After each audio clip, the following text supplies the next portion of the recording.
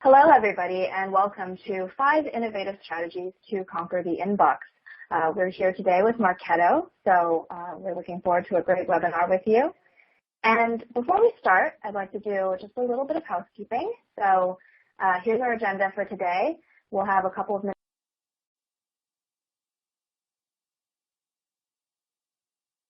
of introduction, and then we'll get right into the presentation.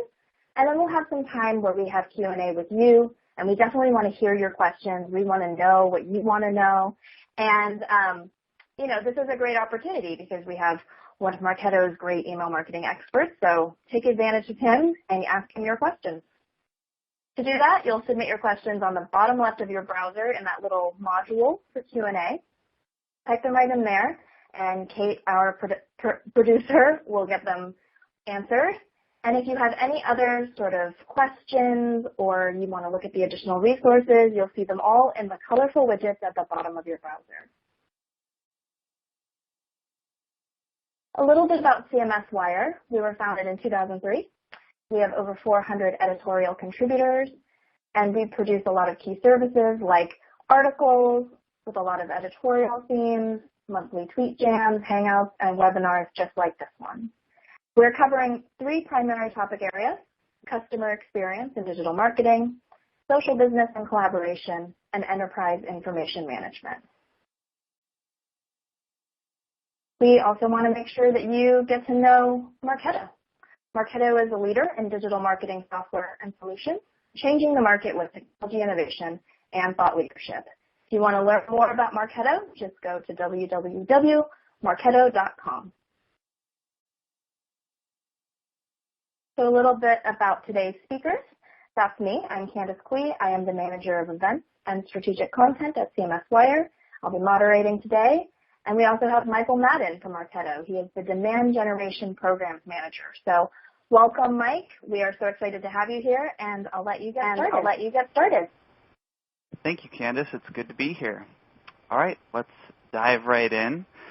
So on today's agenda, we have 5 tips that are going to help you conquer the inbox. Those 5 tips are HTML buttons, responsive emails, a few deliverability tips, subject lines that really work, and lastly, we're going to finish it off with reactivation campaigns. Let's dive into number 1, HTML buttons. So what is an HTML button? An HTML button is a coded CTA button that looks and feels like an image button, but it really is just HTML and CSS code. Now, depending on the browser and the device, you can create nearly all of the same effects with code as you can with an image-based button. So what makes this button so special, and why do I want you to start using them? Let's take a look how we at Marketo tested it into HTML buttons. Okay, so here we see 2 emails. We see the control, which is on the left, and it's using a JPEG CTA button that reads RSVP now. And a test on the right, which uses an HTML button with the exact same RSVP now language. Now, it's pretty tough to tell which button is which, right? Well, that's because the coded button is made to be the exact same size, same color, and look and feel as its JPEG counterpart. But where this button really shines is when the email hits the inbox. So when an email gets to your inbox, you or your email client will choose to download images, which counts as an opened email.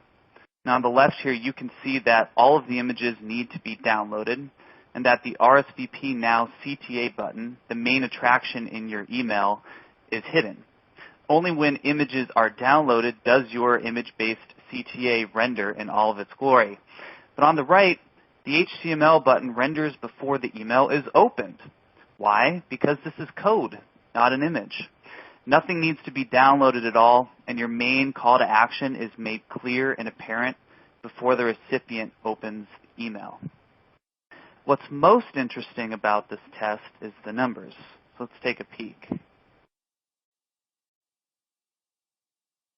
Now, our little HTML button pulled in some impressive results. Now, right off the bat, you might be thinking, how is it that an HTML button had a higher open rate? Well, it's because the coded button rendered before the email was ever opened, and it completely changed the user experience. And as a result, we saw 5% higher opens. Additionally, we saw a 15% higher click-to-open rate and a 20% higher click-through rate. These numbers were huge and impressed us. And what's even cooler is that these numbers are also statistically significant, which ensures that we have full confidence in rolling out HTML buttons across all of our emails and templates, and that it will produce a positive impact. So how great would it be if you could produce 20% higher click-through rates on all of your emails? Now you can. Here's a few simple free websites for generating HTML buttons. They use very easy editors to build the button just how you like it. And when you are all finished, you can just pop it into your HTML in your email, and it's really as easy as that. And don't worry about writing all of these down. We will be sending out the presentation later. Okay, well, it looks like we have our first poll question. Candace, would you like to introduce this? Thanks a ton, Mike. So now we're going to find out what you know about email marketing. So let us know right here on this poll question, what percentage of commercial emails land in the inbox? Is it 82%, 91%, 79%, or 64%? Go ahead and just click whichever answer you think is the correct one. Send it to us. Mike, I think the answers will be surprising. You know, Candace, I feel the same way. Well, we love a good surprise at CMSWire, and it's always good to be surprised by new numbers on things that we've been doing a lot of. You know, we know that you all send out emails, so it's good to know where you stand and make sure you get your answers in there. And we'll make sure that you can see them. We'll have the results up in just a second. So don't forget also, you can ask questions at any time during this webinar, and we'll make sure they get answered. And there are results. So a surprising 36% of you think that 64% of commercial emails land in the inbox, and another 32% of you think it's 79%. So we'll find out who is right in a second. Yes, we will. All righty. Let's move forward. Number 2, mobile responsive emails. Now, by this point, it's very likely you know the importance of mobile responsive emails. But just in case you needed a refresher, here are some really important points for you. 65% of consumers start their purchasing path on a mobile device compared to only 25% on a computer and 11% on a tablet. Even more impressive, over 50% of consumers open their emails on a mobile phone. So there really has never been a more important time to be mobile responsive. So with that, we took a closer look at the email templates we were using at Marketo. And as you can see, things looked pretty good until we got to a tablet size. The issue here is that we weren't able to accommodate every screen size. So as the email would transition down from desktop to mobile devices, we experienced just a slight break in that banner. And we were very confident that no one would really see this. We tested it very thoroughly, but we kind of took this as an opportunity in that we could develop a new template that would probably help us more in the long run. So, and in a world that's going mobile, we felt that we had to do this sooner rather than later. So we made some corrections and we crafted a new template that we felt would perform very well across all devices, platforms, and browsers. Now, before I show you the template, I just want to walk you first through what components are necessary for a successful mobile responsive template. This may be a little bit more detailed, but I think it's good that you know it. So number 1, you need the right media queries. So what is a media query? It's a piece of CSS code, which is the code that styles your HTML, that figures out what screen size the email is being viewed on, and then displays the code differently to fit that screen size. So there are 2 media queries that we use to cover all of our bases, whether it's a mobile phone, large or small, tablet, or a desktop.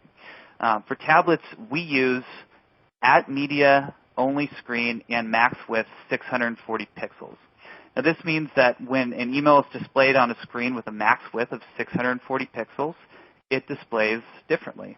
And for mobile devices, we changed that max width to 479 pixels. Now, whether you are an email marketing specialist trying to code a responsive email or you're a director of marketing managing a large team, these lines of code are critical for you to know to achieve mobile success. And you don't have to know how to implement them, but you should know that they need to be there. If you have a dedicated developer or a code guru, or maybe it's a marketing maven responsible for all of your email templates, make sure that you have lines of code like this in there. Number 2, mobile devices are smaller. No one wants to have to zoom in to read your email. Make the font larger on mobile devices, and your email recipients will love it.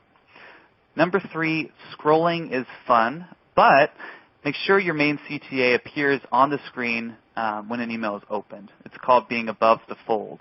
Otherwise, folks have to scroll down to find your call to action, and you'll lose out on clicks. Okay, new template. So, taking all of that advice, here's what we came up with. We tested them against the ones that I showed you 2 slides ago. They used the media queries that we just covered. They increased the font size from 16 point to 20 point on mobile phones. And we ensure that we keep that CTA above the fold when a phone is when an email is opened on a phone. Are you ready to see the results? And let me make sure here I'm seeing a different slide. Here's the results. So these are really cool, first off, because these look so similar from the start. The new template with more mobile ability increased unique clicks by 27%, increased the click-through rate by 28%, and increased the click-to-open rate by 31%. All of these numbers are statistically significant. Now, what I want you to take away from this is a couple things. First, mobile responsive is no longer a nice-to-have, but an absolute must-have. And second, it's not always about the copy or the fun creative images. Think of the template as a vehicle that gets your email to where it needs to be. If that vehicle isn't working well, your email won't perform to its full potential. Invest some time into optimizing your templates, and every single email you send will perform better. Okay, next point, deliverability. So now we've already learned some pretty cool and easy ways to increase your opens and your clicks. But this third tip is one that I find fascinating, and I think it will do wonders for your email marketing. Let's start with some definitions. Deliverability. So deliverability is hitting a recipient's inbox, and it's calculated as emails delivered over emails sent. Next is a hard bounce. A hard bounce is a permanent failure to deliver an email, usually a result of an email address being non-existent, invalid, or blocked.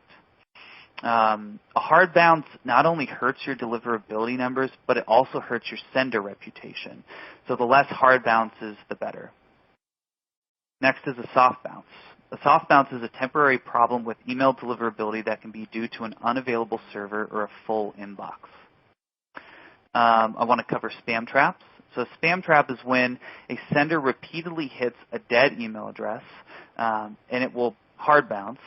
And when an internet service provider sees senders repeatedly hitting a dead email, that internet service provider will actually activate that dead email to receive email and then reports the sender as a spammer. So it's a way of them catching you for not cleaning out your hard bounces or emails that have gone bad. When you do this, when you hit a spam trap, it will hugely affect your sender reputation, especially with that specific internet service provider. It will affect your deliverability, and it will affect what's called your inboxing, which we'll talk about in a moment. Lastly, I want to give you one more, sender score. Sender score is return path's free reputation rating for email senders, and it scores you on a range of 0 to 100. Now, 5 years ago, getting your email delivered was a matter of having the right email address and that the email wasn't super obvious spam. And by that I mean your email didn't say free in all caps 50 times. But in today's world, avoiding those spammy words isn't enough to hit the inbox. Big internet service providers have followed Gmail's push towards an engagement model. You may have noticed that Gmail now has tabs, one for primary email, another for social, and a third for promotions. Hitting that primary inbox is increasingly difficult because now Gmail looks at several things. They look at continuously open emails. They look at unique clicks as well as multiple clicks. They look at scrolling within an email. And overall, they're looking at the frequency of engagements. Does this recipient open emails and engage with them regularly? So, in order to make sure you get delivered in this tougher email-saturated world, what should you do? Well, here is your answer to the poll. So according to ReturnPath, just 79% of commercial emails land in the inbox. And if I recall, you all were correct. The majority of you said 79%. So what that means is that 1 in 5 emails that you send, or just on average that marketers send, end up in junk, spam, hard bounce, or go undelivered. And if you're counting on all 100% of delivered emails to hit that inbox, and then 1 in 5 do not, that's a really big deal. Also, how many times have you ever looked into your spam folder and you clicked on a bunch of those emails? Probably not often. When we see that something has been determined as spam, we tend to keep our distance.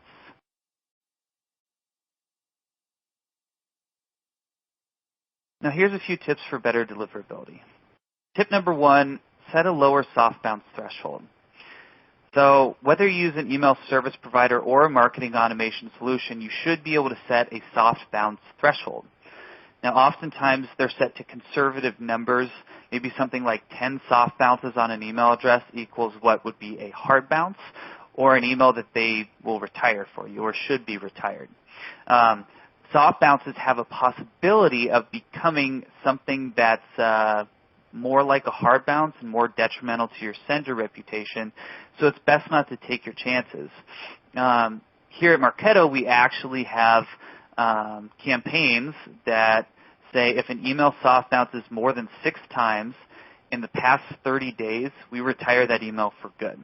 So if you set a lower soft bounce threshold, you'll both reduce the business risk of potentially having it be something worse down the road, like a spam trap, and you'll increase your deliverability. The second point is retire hard bounces after the first bounce. Now, a lot of email providers and marketing automation solutions do this for you, but not all do. So make sure that any email that hard bounces is removed from your list.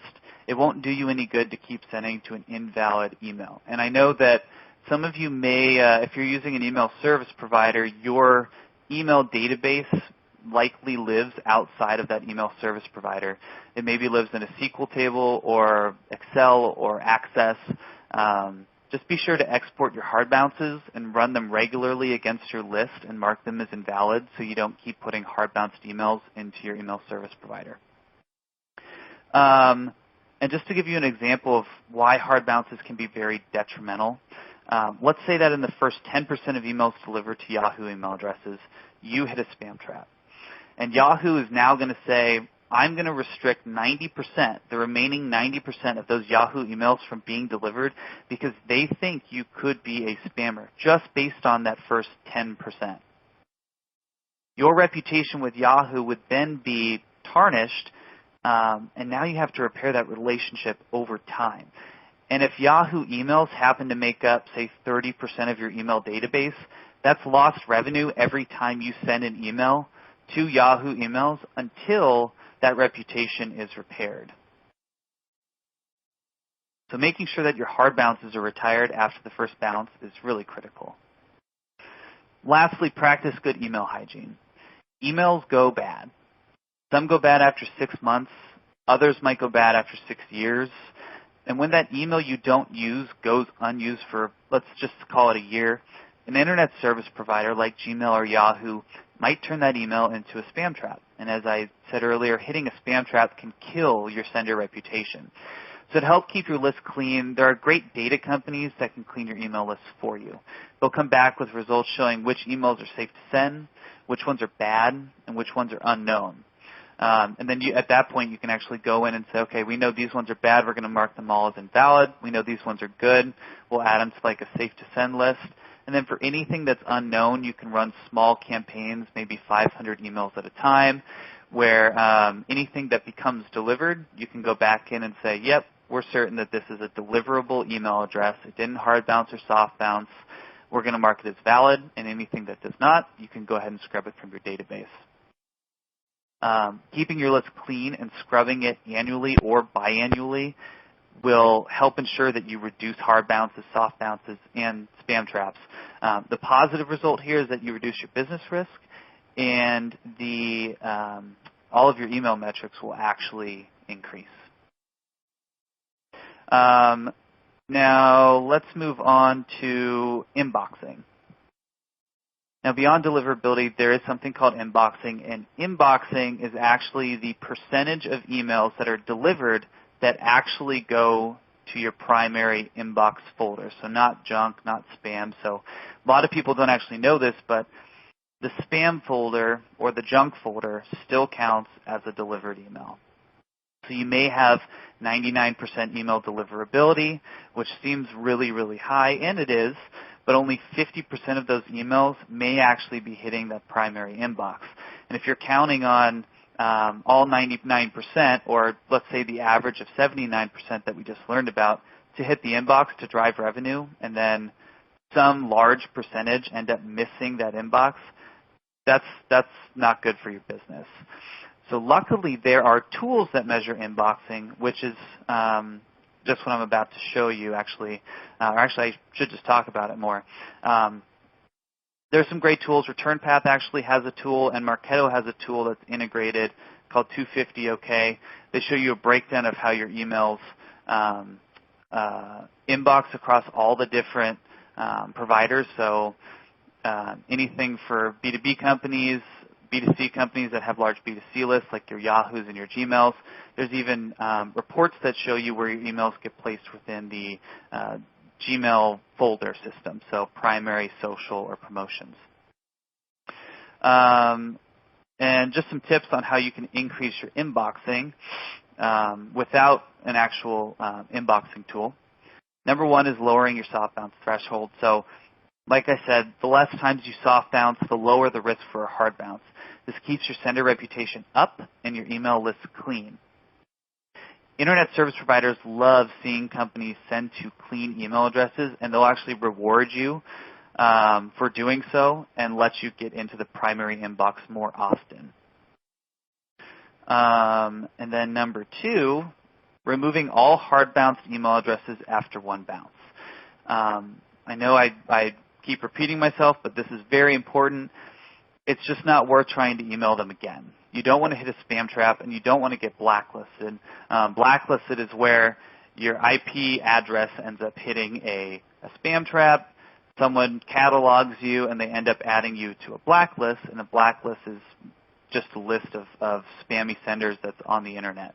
And that's going to hurt your sender reputation across everything. Number three, scrub your list using external data vendors. So like I mentioned earlier, it's a really great way to validate your email lists, and it helps keep your list fresh.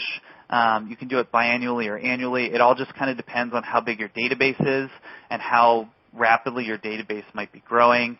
A really great vendor that I've used in the past is actually called FreshAddress. One more point on this, if you use a marketing automation solution, you could do a lot with that solution without having to go out to an external vendor to validate. For instance, internally we use different campaigns that listen for kind of junk emails. We listen for syntax errors, so maybe AOL.com has its AO.L.com. So syntax errors like that. We listen for what's called role accounts. Role accounts are email addresses like sales at, HR at, marketing at, PR at. These email addresses they're fine. They're generally valid email addresses, but it's not always going to get you in touch with the right person.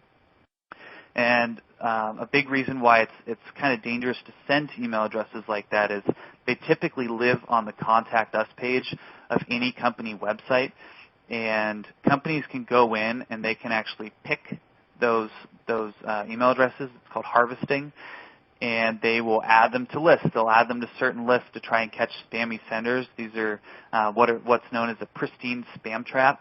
And so we tend to stay away from those just because they are pretty dangerous. And lastly, with marketing automation, you can create campaigns that listen for, as I like to say it nicely, rude values. So there's always going to be people that come in, they enter in a form on your site, and they're going to say, my email is yousuck@gmail.com. You can start listening for values like that and just scrub them as they go so they don't come in and kind of dirty your database. The fourth point, make sure you only send to emails that are actually opted in. Now, this one seems kind of silly, but try to only send to people that really want to hear from you. If you send unwanted emails, more people will mark you as spam, which lowers your sender reputation, as you know, and it hurts your deliverability. So it's really just not worth the risk. And then the last point is stop sending to old emails. So old emails are very dangerous business. Someone that hasn't engaged with your emails in the past year is not very likely to engage again. In fact, it's more likely that that person will just mark you as spam because they don't want to hear from you anymore. And even worse, that email may go bad over time and it could be converted to a spam trap. So if you send to an engaged audience, your email metrics will increase. You'll see higher opens, you'll see more clicks, lower unsubscribes, and less spam complaints. Now, as a result, Internet service providers will say, hey, that sender delivers emails that recipients love. People can't seem to get enough. Let's make sure that more and more of those emails not only get delivered, but also get placed in the primary inbox as well. Lastly, I do want to repeat again, a really great tool for measuring and optimizing your inboxing is Return Path. If you were interested in Marketo, we have a tool called 250OK, which does many of the same things. They help you measure your inboxing for unique Internet service providers, and it's extremely valuable. You should just look into it.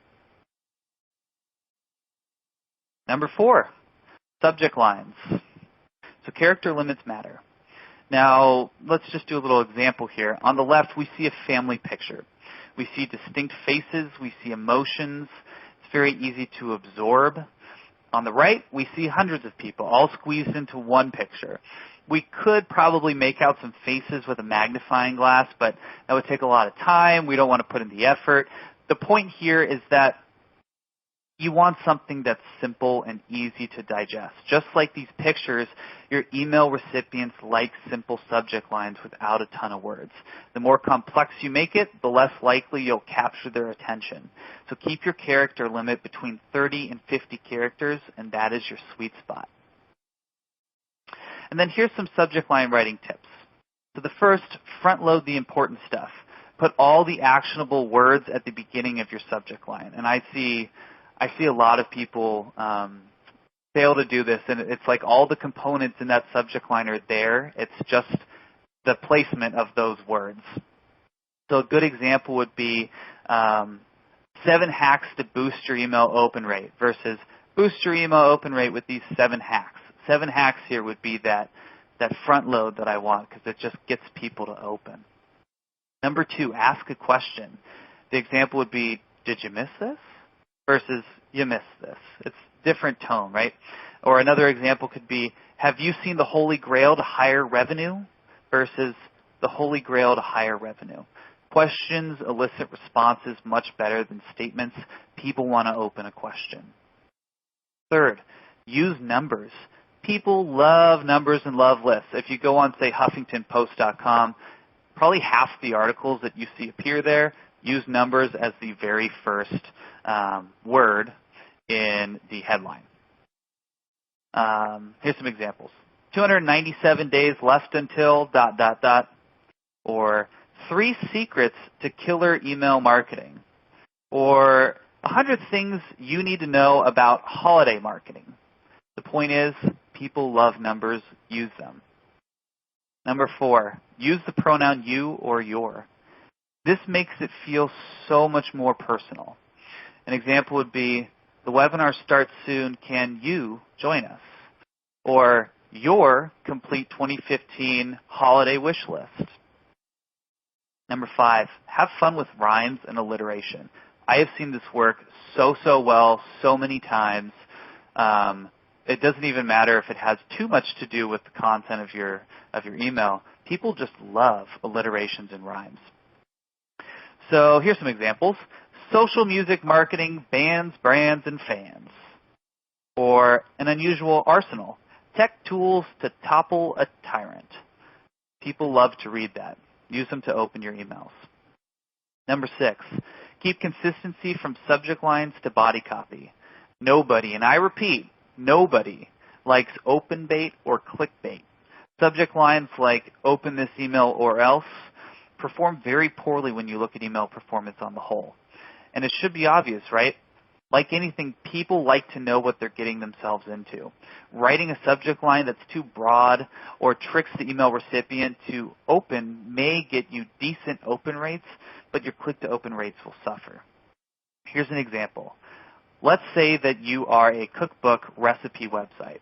People love to come to your website for the latest seasonal recipes and food ideas. If you have this great email all about cookie recipes, and you send out an email with the subject line, the recipe to end all recipes, you might get a good open rate, but you've missed telling them about the most important thing, the cookies. But if your subject line was mouth-watering cookie recipes for spring, your recipients know exactly what to expect when that email is opened. And who is going to open it? People interested in mouth-watering cookie recipes just like me. And as a result, your overall email metrics will be much, much better. And when I say overall email metrics, open rates, click-through rates, click-to-open rates, unsubscribe rates, you're telling the people exactly what they're getting. So the takeaway here is not to get so focused on achieving the best open rate ever. Focus more on consistency throughout the entire email, subject line included. That's how you get the best results. The last tip is to test, test, test. You never really know what's working and what's not working until you run A/B tests. So here's an example. Let's take a look at a recent email that I ran. The asset here is a marketing automation checklist. You can see in the top half of the email, on the right. I tested 2 subject lines. I tested your marketing automation checklist versus are you evaluating marketing automation? What do you think the winner was? Well, your marketing automation checklist, which was just the name of the offer, had a higher open rate by 14%, a higher click-through rate by 80%, and these are index numbers, by the way, and a higher click-to-open rate by 58%. Why? Because the subject line tells the email recipient exactly what to expect. When you open this email, you will see a marketing automation checklist, just like you had expected. Overall, an 80% higher click-through rate proves that sometimes simple is better. No need to spend hours thinking about how to dazzle your audience with the catchiest subject line of the year. Okay, we've made it to the final point here, and this one is particularly cool, reactivation campaigns. So what is a reactivation campaign? Reactivation campaign is an email campaign or multiple campaigns specifically targeted towards sleeping subscribers or subscribers that haven't engaged with your emails in a long period of time. Now, for me, I would define this as people who haven't engaged in maybe over a year. But it would all depend on what is your frequency of emails sent. So maybe if you send emails once a month, maybe it's a year and a half. If you send emails every single day, maybe it's 3 months, maybe it's 2 months. It all depends on how often you send. And why would you use reactivation campaigns? Well, it helps you awaken sleepy subscribers that still want to hear from you, but just don't know it yet. It helps you determine who doesn't want to hear from you. And lastly, it helps you clean out your email lists. The big deal here is that whatever normal campaigns you are running to these subscribers, they aren't working anymore. The language of the offers just isn't enough to keep them engaged. So let's look at some examples. Here is a really great example from Crocs. The reason I love this is the headline is, "It's been a while." It feels approachable, it feels friendly, and it makes you think, I wonder how long it's been. And it feels like it's just an old friend reaching out to catch up rather than a business trying to sell you something. It's much better than something like, "Where the heck have you been?" which feels kind of accusatory. Or something like, "We wish you'd buy from us again."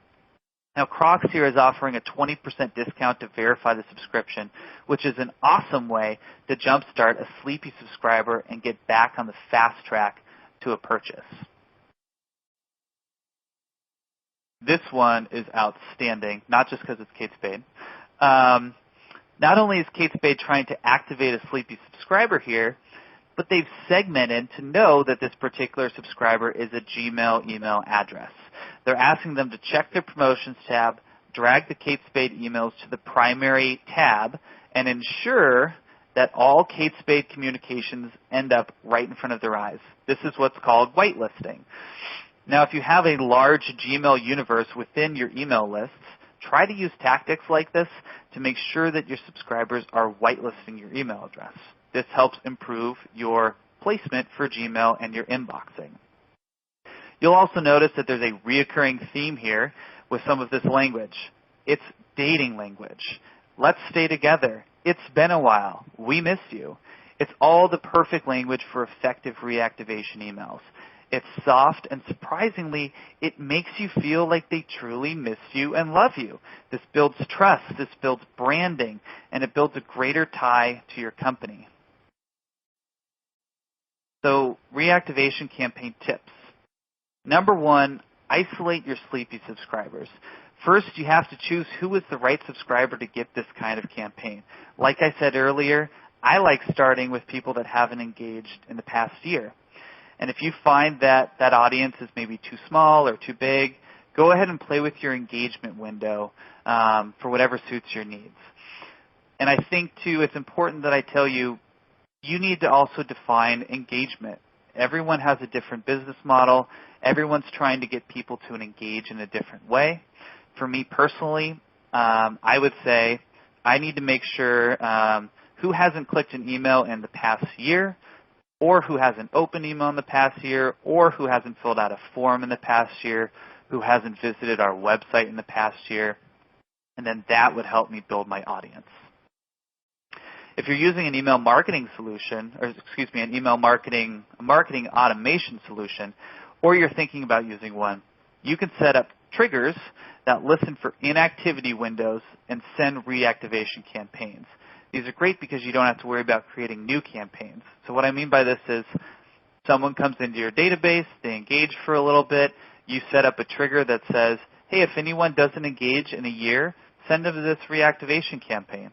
So let's say this person stops engaging for a full year, they will automatically flow through a trigger campaign that pushes them into a reactivation series. Really cool way to just get as much possible out of a completely inactive audience, and to do so in an automated way. The next one is test language offers, deals, and anything else you can think of. The fun thing here is that you don't really know what's going to work to awaken your sleeping subscribers. So you can test a bunch of new language, maybe some dating language. You can test crazy new offers, awesome deals, or any other far-fetched ideas that you might think could work. Point is, the crazier, sometimes the better. Lastly, I challenge you to think beyond a one-and-done campaign. Don't just run these campaigns as a one-and-done batch and blast campaign. Think about a whole series of emails that get progressively more and more to the point. The first one can be around, it's been a while. To anyone that doesn't engage with the first one, meaning that they click, send a second email a week later around, are you still interested? And if that doesn't do it, send one more email that says, we'd really love to keep sending you emails, but we're afraid you don't love us anymore. We'd hate to keep bothering you. Resubscribe today or miss out forever. And it's a really harsh message, but let me tell you, it gets the job done. People have a fear of missing out, what we call FOMO. The folks that are still really interested will resubscribe, and those who aren't won't. And it's just that simple. And one more point to this. The goal here is to get people to, yes, re-engage with your emails and to click, but ultimately it's also not to mark you as spam. You are trying to mitigate business risk down the road so that people unsubscribe and opt out themselves in a nice way rather than say, I'm done with you, spam click. So a really great strategy on this as well is to have two buttons in an email. One of them can be resubscribe today, and the other one can be opt out. And if you give people those two options next to each other, you'll actually see a lot more people will resubscribe because of the fear of missing out. And for the folks that do unsubscribe, that's a positive thing. They didn't mark you as spam. And it's great to make an unsubscribe button big and obvious in these emails because you want it to be easy to find. You don't want them to struggle to find it because then they do mark you as spam. So the key takeaways I want to leave you with: build and implement HTML buttons to help increase your clicks and maybe your opens a little bit. Mobile is a must. Lower your soft bounce thresholds, your hard bounce thresholds. Keep your email lists clean and monitor your inboxing. Again, the tools that I mentioned to you, Return Path, and then Marketo has a tool called 250OK. Personalize, test, and just have fun with your subject lines. I think the favorite thing that I told you about was rhyming and alliteration. Lastly, wake up your sleepy subscribers. It's a great way to re-engage people that you already have. It's almost like free names. They already engaged with you at some point. Now you just need to get them to re-engage and get them back on a path to purchasing. And with that, I think I can wrap it up here. Thank you for joining today. Really appreciate you being on the call. If I'm not able to get to your question in the next 10, 15 minutes that we have left, you can go ahead and send me an email to my work email. It's mmadden@marketo.com, or you can connect with me on LinkedIn. With that, I'll give it away to Candace. Thank you, Mike. Those were amazing takeaways, really great best practices, always super interesting to hear, especially since we know all of you definitely send emails. So we want to hear from you now. We really care about the questions that you have. If you haven't gotten them in yet, please do so. You can do questions at any time. It's never too late, and we'll make sure to follow up with you. So if you have any other questions after the webinar, you can also connect with us on Twitter. And you want to be sure to check out that resources widget on the right for more information. But first of all, let's get to some questions. So we want to know, are there ways to validate emails without having to pay for an external data vendor? Mike? That's a great question. So I did touch on that just a little bit, and I can actually tell you a little bit more about how we have that set up in Marketo. So within our own instance of Marketo, we have maybe 3 different types of campaigns that are really key for us.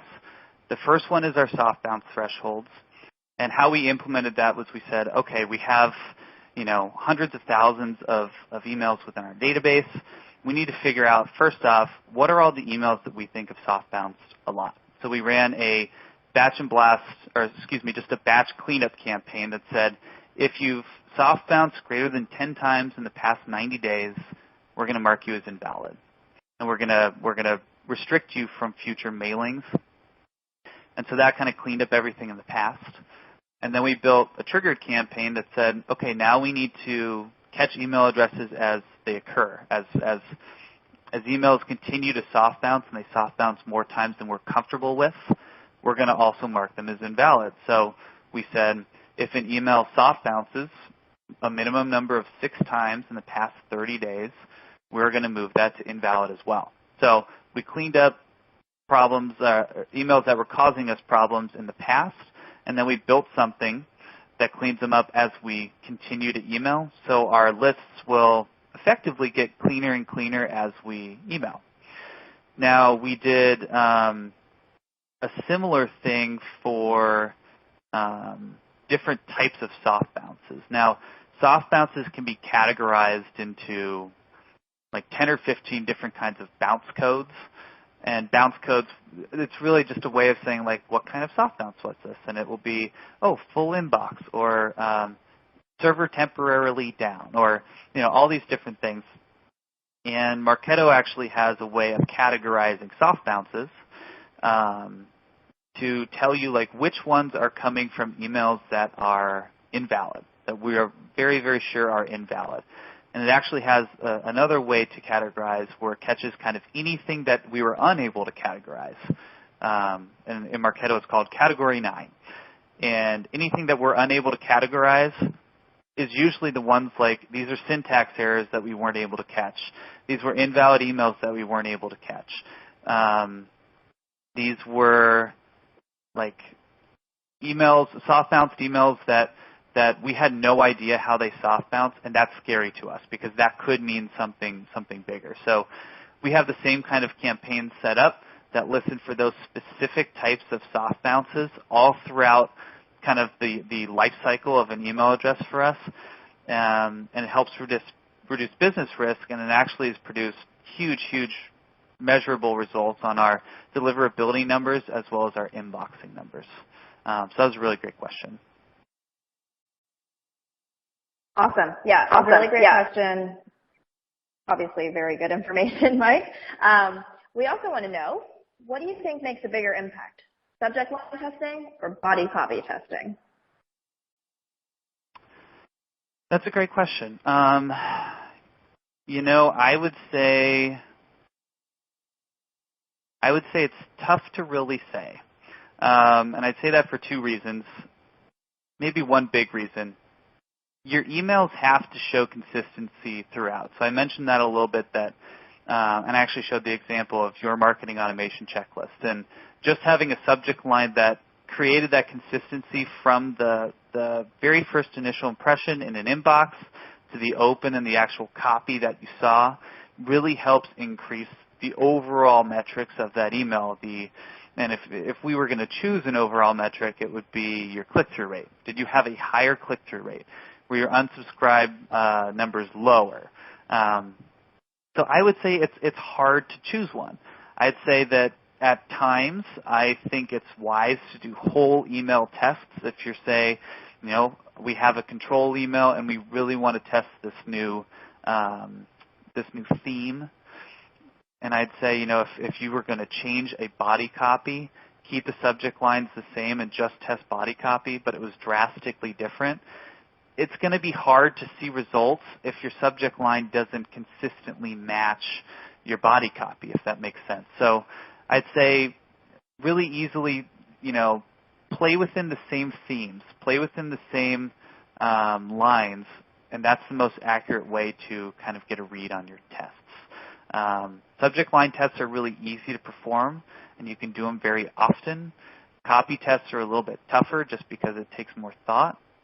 And if I had to just choose one, I would say that copy tests actually elicit a better response. Fantastic question. Great answer. And now we have a question about your HTML versus image test. Was that test primarily given to B2B or B2C customers? Sure. They would be both. So we sent that test last year for a Marketo event, actually several Marketo events, and I think they were block parties. They were just events where we'd meet at a venue and it'd be Marketo hosted, and so we had a mix of B2B companies and B2C companies.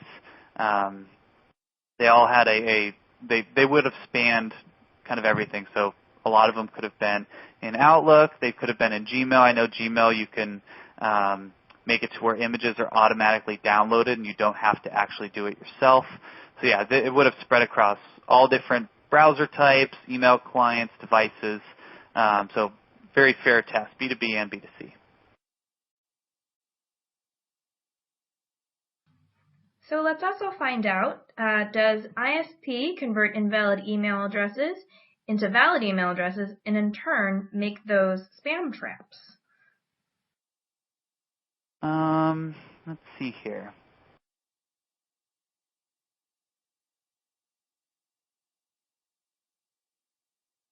Yes, the answer would be yes. So I'll talk through this process. So let's say that you send an email and it hard bounces. And you continue to email that hard bounce. Now, a hard bounce means that this is an invalid email address, and let's just assume that it's invalid because it's no longer in use. It's been turned off, so to speak, by the user. Let's say it's a Yahoo email address. It's been turned off by the user because they moved to an AOL email address. Now, there's going to be a wide spread of different companies that will continue to send to that email address because it's on their lists, and eventually people will start scrubbing it out because it's a hard bounce, it's no longer valid, and if you have good email list hygiene, that's what you'll do. Now, Yahoo would look at this and say, okay, it's been 6 months, 15% of the companies, or whatever percent, maybe 20%, are still sending to this email address. Right now, it's not receiving email. It's not deliverable. We still have it, in our system, but it's not deliverable. What we're going to do is we're going to turn it on so that it can deliver email, but it's going to be a spam trap that we own, and it's going to be used to catch people that we believe do have very poor list hygiene, and when they hit that spam trap, we'll be able to report them. And if you hit enough of these, that's how you can be put on a blacklist. So, yes, it can convert. And the other type of spam trap, which I touched on, the one that I just mentioned is a recycled spam trap. The other type is pristine spam trap. These are ones that are harvested off the internet. These are like a role count that I mentioned, like a sales@companyname.com, where they're harvested off of a contact us page, and they'll be harvested by like Spamhaus, which is a big like spam provider. And these will be to catch like the worst of the worst spammers. So they'll make them available on different lists that people may purchase off of the internet or purchase from different vendors, which is a lot of why purchasing lists is frowned upon, because one, you don't know the audience really, and you didn't collect them in a fair way, so to speak. But you also, it's hard to know exactly what you're going to get, and it's hard to trust it. So that is called a pristine spam trap.